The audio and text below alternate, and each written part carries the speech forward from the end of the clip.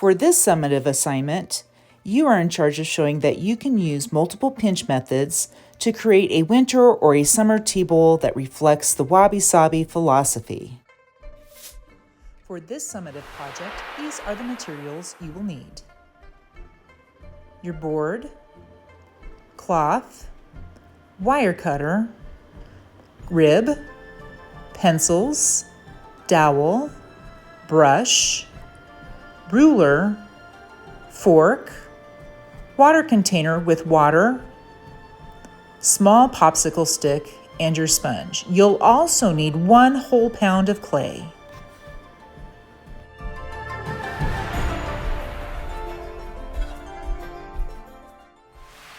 For the first step, we want to wedge our clay. Remember, wedging is preparing our clay by mixing it so that it is the same softness throughout, and then compressing it by tapping it against our table to push those clay particles close together and to get rid of any air bubbles that might get in our way as we pinch.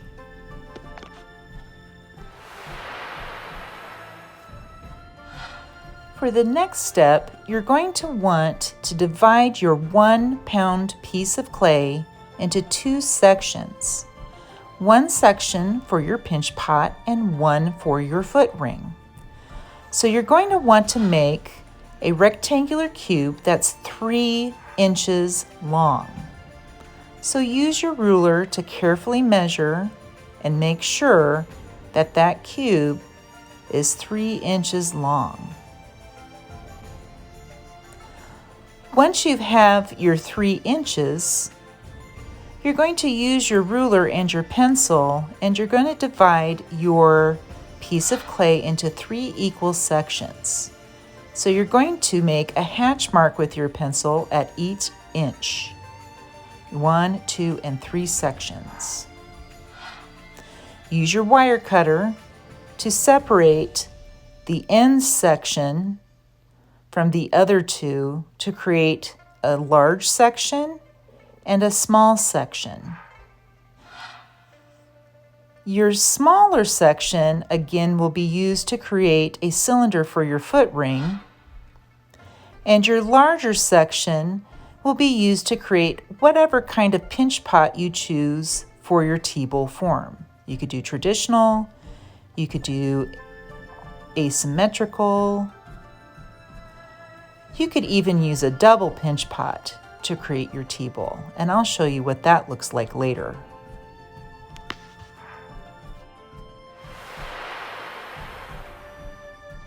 For this step, you're going to make a hollow cylinder that will be your foot ring attached to the bottom of your pinch pot.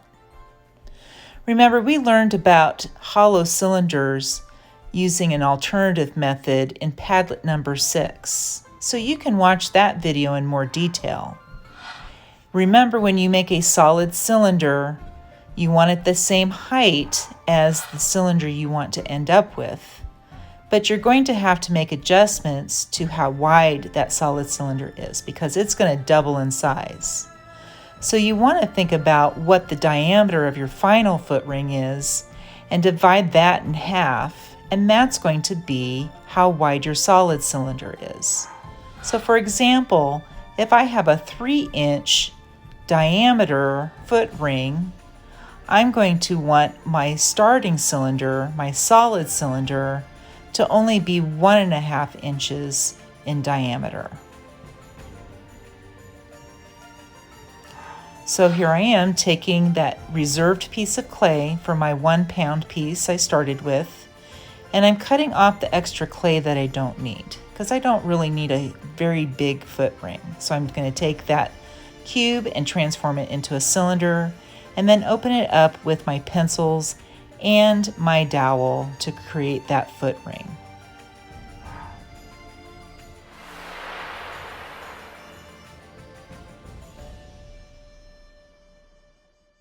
So now that you know how to make multiple types of pinch pots, have some fun when you're making your winter or your summer tea bowl.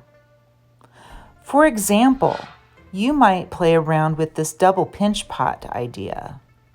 Here I am taking a cup And I'm going to center it on top of this double pinch pot. I want to make sure that it's not off to the side or at an angle.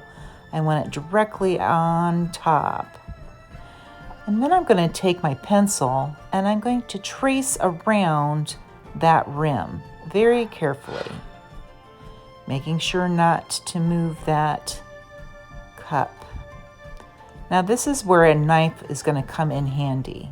If you use a knife, make sure you get permission from the person in charge at home. When you're cutting, don't cut down at an angle and don't cut up at an angle. You want your knife to be parallel with the table. Take your time. Try not to saw. Try to allow that knife to glide through the line that you just drew. And then carefully take that top off. And that's going to allow you to have a winter tea bowl, which is taller than it's wide. And also you can choose to keep the walls curving in, or you can paddle those in as well, or paddle them out or in to change the shape. I'm going to save that top for later. I might do something special with that. Now, if you noticed, there's still that seam on the inside. So here's where that popsicle stick is going to come in handy. You can use that popsicle stick as an extension of your finger pads or your thumb to compress and hide that seam on the inside. Remember, with something well crafted, we want to hide the fact that we have created these pinch pots using multiple forms. So hide that seam on the inside.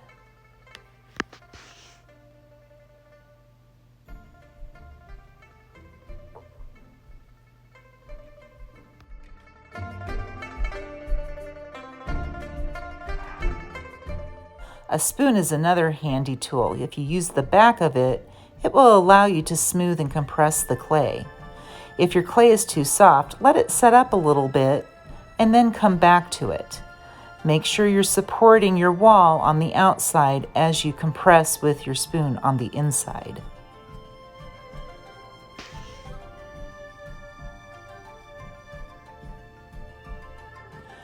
Here's another pottery pro tip. Maybe you've got some low areas in your wall, either on the outside or the inside, that you're having a hard time hiding.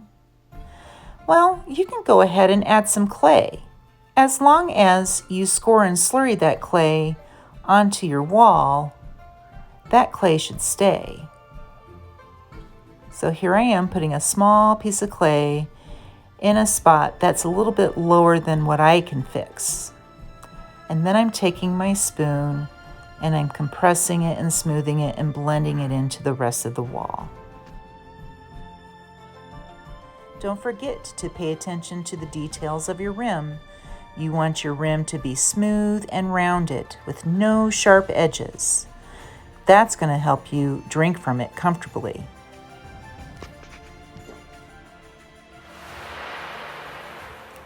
Hopefully you've had some fun experimenting with your different pinch pot forms and your foot rings. Now it's time to attach the foot rings to our pinch pots. And we need to kind of think about what this is going to look like. We don't want a foot ring that's too big, but we don't want it too small.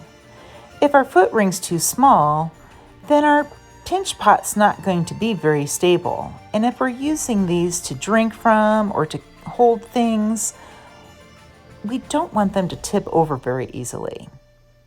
Also, think about the shape of your foot ring. Don't be afraid to change the shape to make it relate to the shape of your pinch pot.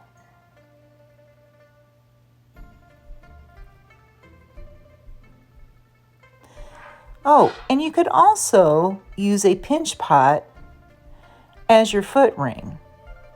Just make sure that you cut out the middle of your pinch pot because we don't want to have our clay too thick on the bottom.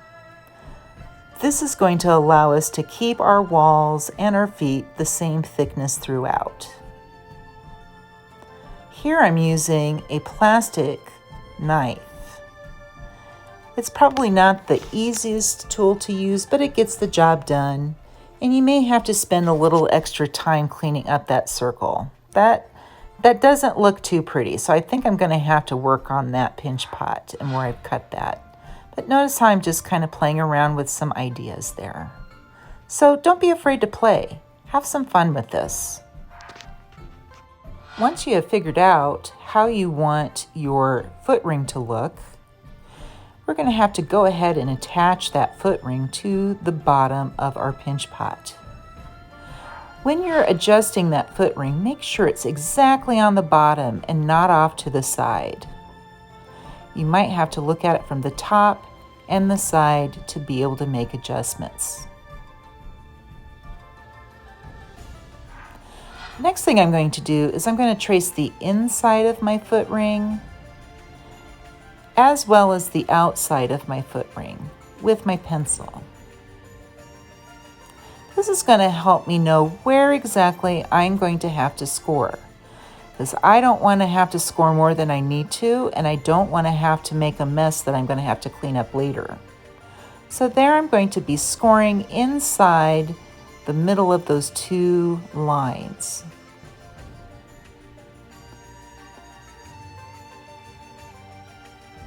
I'm going to take my fork and I'm going to go ahead and score. Let's speed this up.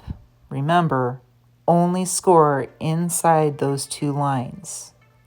We don't want to have to clean up more than we need to.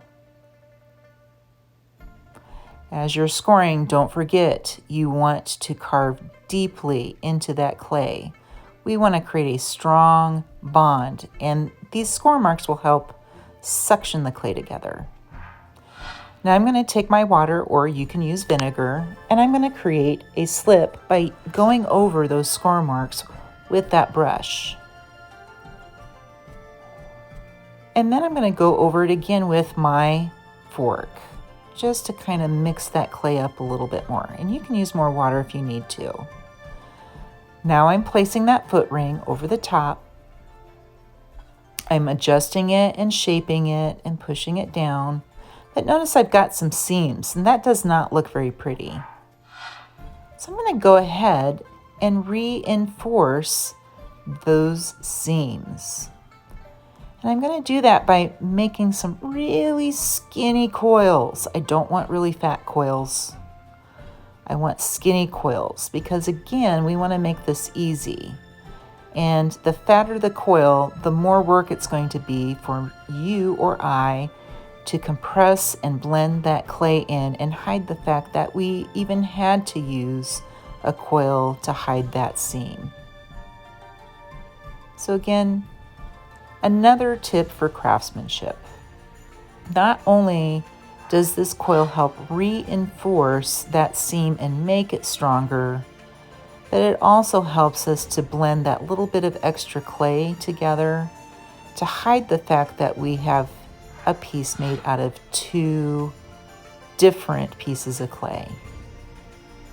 Now I'm mixing the clays together by stitching it with my fork.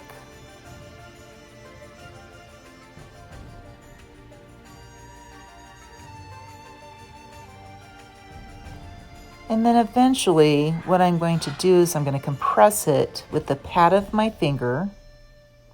So by stitching that clay, it really loosened up the clay to make it easier for me to compress. You can also use the popsicle stick.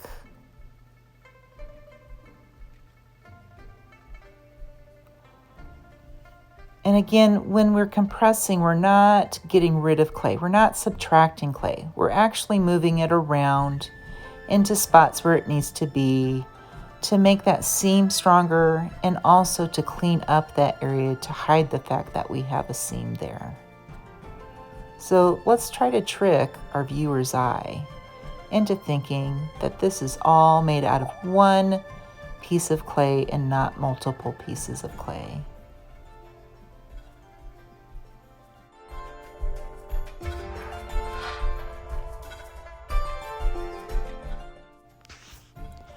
Now, it's not only the outside seam that we want to pay attention to, but that inside seam needs attention as well.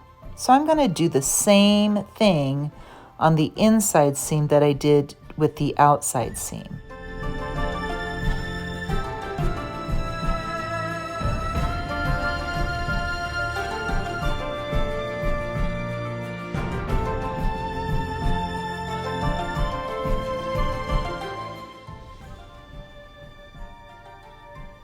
Remember, really thin, skinny coils. You don't want to make more work for yourself when you're having to blend that in.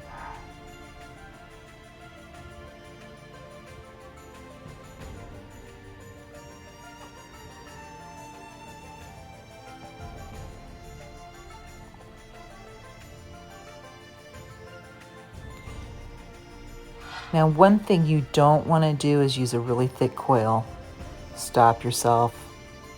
Don't do it. It's going to take a lot of work to get that blended in.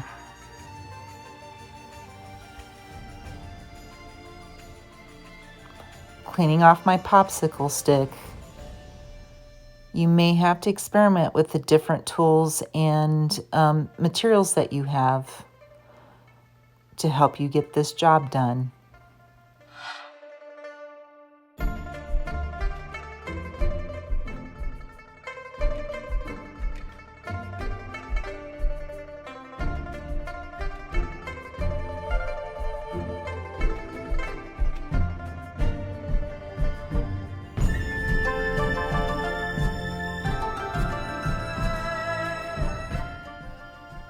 You can even use an eraser to help you out.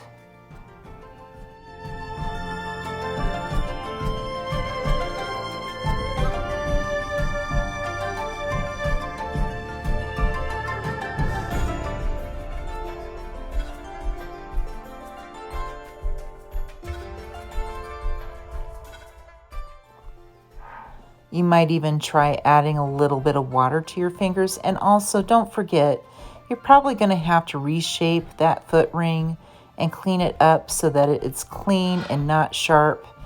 Remember, that's going to be on a table.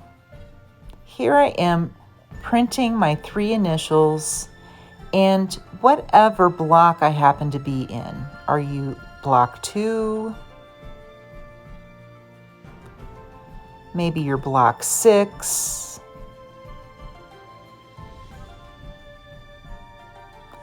Maybe you're block 3. Whatever block you're in, please make sure that you have your 3 initials and that number of block that you are in, because that's how I keep track of whose project is whose. No name, no fame, no grade.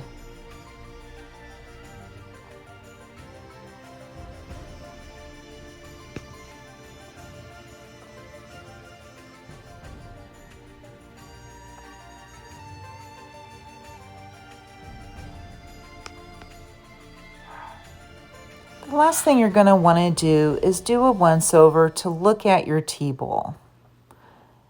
Look for the small details. Look for things that you need to pay more attention to clean up. I'm noticing as I'm watching my video that I need to maybe spend a little extra time compressing that wall, maybe taking my rib and cleaning up the outside. Look at your foot. I need a little bit more work on that inside seam. But right there, I'm kind of smoothing out that foot because I don't want that to scratch my tabletop.